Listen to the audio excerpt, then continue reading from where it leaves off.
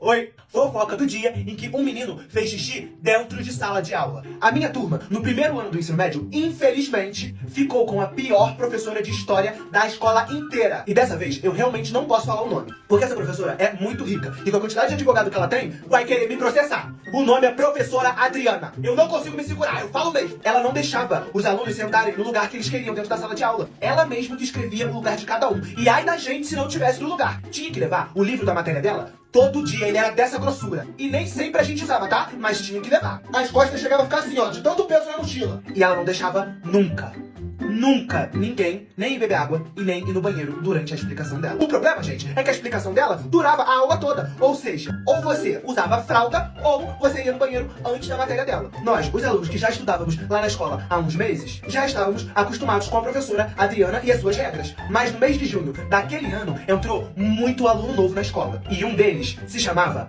Matheus. Da segunda-feira, que foi o dia que ele entrou na escola, até a quarta-feira, esse menino já tinha feito amizade e já falava com quase todo mundo do colégio. Ele realmente era muito maneiro e muito engraçado. O único defeito dele é que ele não tinha limites. Foi aí que na sexta-feira, o dia da semana que a gente tinha 2 aulas seguidas de história com a professora Adriana, o dia tinha começado ótimo, tava tudo normal. Porém, quando a prof. Adriana entrou dentro de sala de aula, a turma inteira teve a mesma reação que a gente sempre tinha quando ela chegava. Ia todo mundo correndo pros lugares onde ela tinha escolhido, sentava na cadeira, botava o livro de história em cima da mesa e ficava em silêncio. Todos na turma fizemos isso, menos o Matheus. Ele continuou fazendo piada, puxando assunto com os outros e tava sentado lá no fundão da sala. A professora, como sempre, saiu escrevendo um monte de matéria no quadro. A nossa mão, gente, chegava a ficar doendo de tanto que a gente tinha que escrever pra copiar. E quando a professora Adriana terminou de escrever, ela virou de frente pra turma e começou a explicar. Falava muito, gente. Não sei como é que ela não ficava com dor na garganta. Era igualzinho aquele bicho, Maritaca! Depois de 30 minutos que ela já tava falando na nossa cabeça, o Matheus, inocente, levantou a mão e falou assim: "Aí, professora, eu não posso ir lá no banheiro, não? Pô, eu tô apertadão." Aí a professora Adriana respondeu: "Você é aluno novo? Deve ser, né? Vou te explicar uma coisa. Na minha aula, ninguém sai pra ir ao banheiro e nem pra beber água. Da próxima vez, faz o que tiver que fazer antes que eu entre dentro de sala." Aí o Matheus falou que não sabia dessa regra de maluco. E ele também disse pra professora que era melhor ela deixar ele ir no banheiro. Senão, ele ia mijar lá dentro mesmo. Aí não teve como, né? A turma toda começou a rir. Aí a professora Adriana olhou na cara do Matheus e falou assim: "Bom, aí o problema já é seu. Quem vai ficar mijado é você, não sou eu." E continuou lá, falando e explicando a matéria. Aí passou 2 minutinhos e a galera da turma começou a ouvir um barulho. Era meio assim, ó. Era igualzinho o som que faz quando você enche um copo com água, por exemplo. Aí a galera achou estranho, né? Começou a se olhar. Eu já sabia que tinha alguma coisa errada. Olhei direto pro Matheus. Ele tava fazendo xixi dentro de uma garrafinha de plástico que era de água. Como a cadeira dele era a última da fileira, lá no fundo da sala, ele só virou pro cantinho, se tampou com a mochila e com o casaco, abriu a garrafa e começou a mijar. Quando os outros alunos e a professora perceberam o que ele tava fazendo, ele já tava quase terminando. Todo mundo rindo, mas meio espantado, né, com aquilo. E a professora Adriana ficou vermelha de raiva. Aí ela gritou assim: "Eu não estou acreditando no que você tá fazendo. Levanta do seu lugar e me acompanha até a sala da coordenação." Aí o Matheus, na maior tranquilidade do mundo, terminou lá, né, e fechou a garrafa. Levantou e foi até a professora pra eles irem pra coordenação. Só que aí, ele pegou a garrafinha que tava cheia de mijo, esticou assim como quem fosse entregar na frente da professora e falou assim: "Aí, professora, pra tu ver que eu não tava mentindo, a garrafinha, ó, quase cheia." Quando a professora viu aquela garrafinha transparente, cheia de xixi vindo na direção dela, ela deu um grito, mexeu com as mãos assim, foi pra trás, fez uma cara de nojo assim, sabe? E ficou falando assim: "Ai, joga no lixo, joga fora, joga isso fora." E até hoje, gente, quando eu lembro disso, quem quase faz xixi na roupa sou eu. De tão engraçado que foi. Resumo do que aconteceu depois. A professora Adriana tirou 1 ponto do Matheus e ele tomou um esculacho da nova coordenadora da escola. Mas ninguém podia dar advertência pra ele, porque ele estava com necessidades que a professora não tinha deixado ele fazer. E por causa disso, depois daquele dia, a professora Adriana foi obrigada a deixar todos os alunos de todas as turmas que ela tinha a irem beber água e irem ao banheiro quando eles quiserem. E foi isso. Mal sabia a gente que o Matheus tava só começando com as maluquices dele. Você disse fofoca? Coisas que meus pais já fizeram comigo. Pra quem não sabe, meu pai é pastor, então eu fui criado na igreja. Teve uma vez que tava tendo festa na igreja e uma das crianças acabou escorregando, se machucando. E eu fui tentar ajudar e meu pai achou que eu tinha derrubado a criança. E aí ele começou a falar no meio da igreja que ia me bater. E aí ele me colocou na primeira fileira, sentado, me ameaçando, falando que quando chegasse em casa eu sabia o que ia acontecer. Eu comecei a chorar desesperadamente, todo mundo da igreja ficou aterrorizado. No altar ele fazia várias piadas dizendo: "Ah, ele sabe como é que vai ser quando chegar em casa, pode te preparar." E eu chorava muito. Antigamente, a logo da Coca-Cola era um urso polar. E tinham vários ursos polares que davam na escola, as coisas do tipo. E daí eu tinha um, e eu tratava esse ursinho como se fosse um filho. Então, às vezes, eu brincava, tipo, de casinha com ele e ficava balançando como se fosse meu filho. Até que um dia meu pai viu e rasgou o urso inteiro na minha frente, porque era brincadeira de menina e eu não podia brincar. Quando eu era criança, eu fui aprender a andar de bicicleta, até hoje eu não sei. Eu subi na bicicleta e fui andando e bati num poste. Na hora que eu bati no poste, eu voltei pra trás e caí de boca no chão. Tinham 3 pregos que prenderam a minha boca e grudaram na minha boca. Cicatriz aqui, ó. E quando minha mãe me levou pro médico, ela disse pra ele tirar os pregos sem dar anestesia, que era pra eu aprender a nunca mais me machucar. Boa tarde. Uma vez eu tava mexendo no computador, eu devia ter uns 12, 13 anos, eu tava conversando com um amigo meu de escola no chat do Facebook. O computador ficava na sala de casa. Nisso meu pai passou e viu eu conversando com esse garoto, provavelmente se assustou achando que era meu namoradinho ou algo do tipo. E ele mandou eu desligar. Eu disse que eu já ia desligar, que eu só ia dar tchau pro garoto. E ele me deu um tapa na cabeça tão forte que da cadeira eu fui na tela do computador.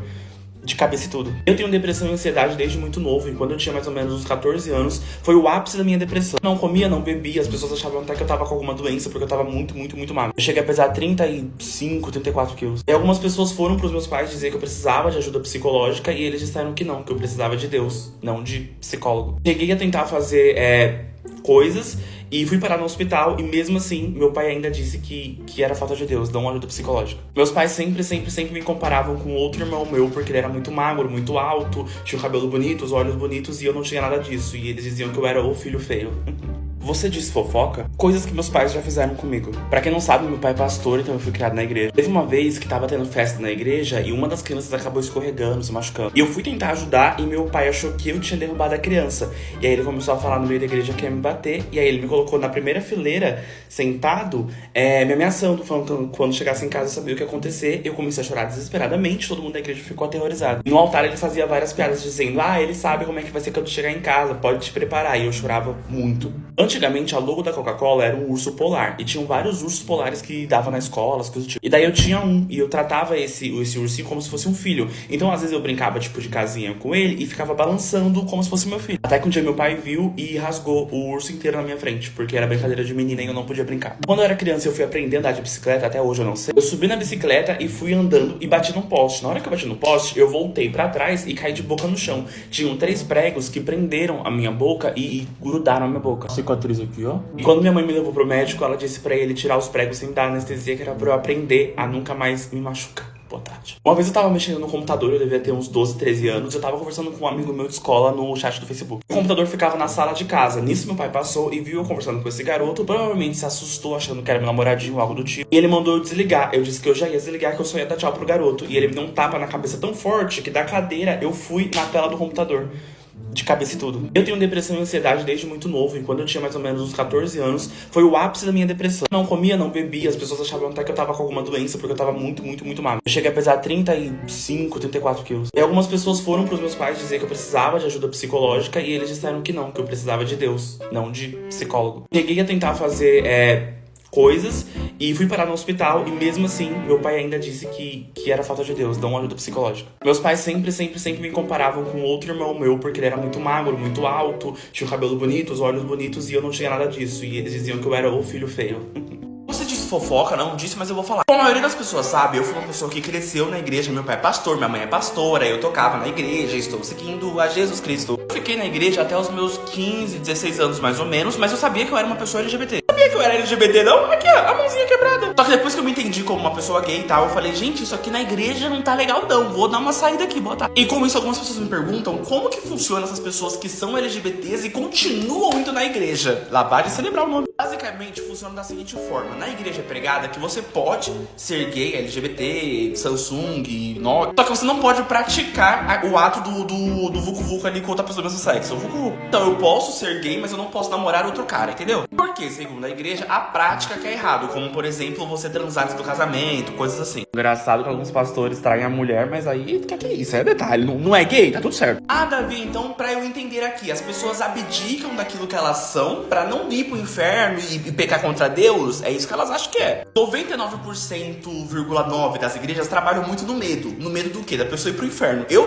mesmo não quero ir pro inferno, não. O calor que tá aqui eu não tô aguentando, o calor do inferno, realmente. As igrejas trabalham em cima desse medo e falam: ei, tu é viadinho, né? Para com esse negócio que tu vai pro inferno. Na minha opinião, basicamente, o que aconteceu com a Katia Lares, por exemplo. Ela não deixou de ser uma mulher travesti, ela só parou de praticar o travesti, entendeu? Ah, Davi, a pessoa para de praticar o ato LGBT por uma questão que ela amou Jesus. Não, amor, é medo, é medo. Ah, Davi, mas por que as pessoas religiosas implicam tanto com os LGBTs? Porque deixar as pessoas entender que os LGBTs são amados por Deus descredibiliza tudo o que eles pregam, entendeu? Porque, novamente, te explicando, a igreja se mobiliza em cima do medo. Amor, que amor o quê? Quando eu era da igreja e tive ali os primeiros passos de falar, putz, sou uma pessoa LGBT, foi me oferecido, por exemplo, terapia de choque. Literalmente, uma terapia que ia dar choque na minha cabeça pra eu parar de sentir atração por pessoas do mesmo sexo. Consegue entender o problema disso? Então, quando você vê uma pessoa LGBT indo pra igreja e falando que ela abriu mão de ser uma pessoa LGBT, ela não abriu mão de ser uma pessoa LGBT, ela só tem medo. Um jogo rápido entre a gente aqui, uma coisa bem rápida. A gente sabe que a Bíblia tem milhões e milhões e milhões de anos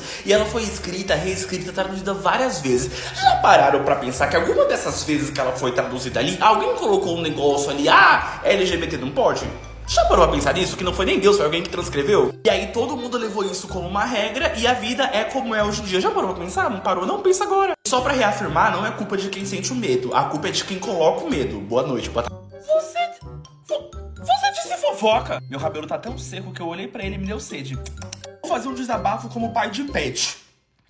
Presta atenção. Vou ter que me mudar. Eu telhei essa casa inteira. Essa casa inteira é uma grande gaiola pros gatos ficarem dentro. Uma coisa muito engraçada é que quando você muda, geralmente não dá pra reutilizar as telas em todos os ambientes, porque as casas têm formas diferentes. Até aí tudo bem. Até aí, ó, até estragar meu cabelinho seco aqui, ó.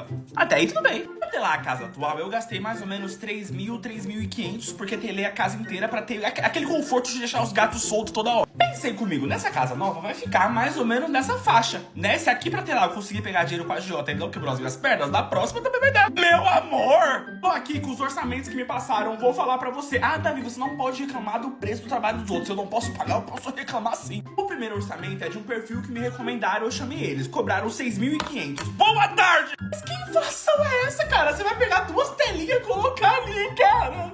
6.500 não dá, cara. Eu perguntei pro moço, né, por que seria esse preço? Ele falou, não, é porque a gente usa uma tela que veio lá dos Estados Unidos. Pode ser brasileira, meu amor, pode ser brasileira, não ligo não. Aí ele, não, porque essa tela é super resistente, eu posso jogar um bloco que o bloco volta em mim. Eu falei, moço, só quero segurar os gatos. Bloco não precisa, só os gatos. Obviamente não fechei com ele, porque se eu tivesse 6.000 pra jogar, pelo amor de Deus. Fui pro segundo orçamento. No segundo orçamento eu já conheço o pessoal que trabalha lá, então eles deram um desconto. Com desconto ficou 5.000. Ó o ar.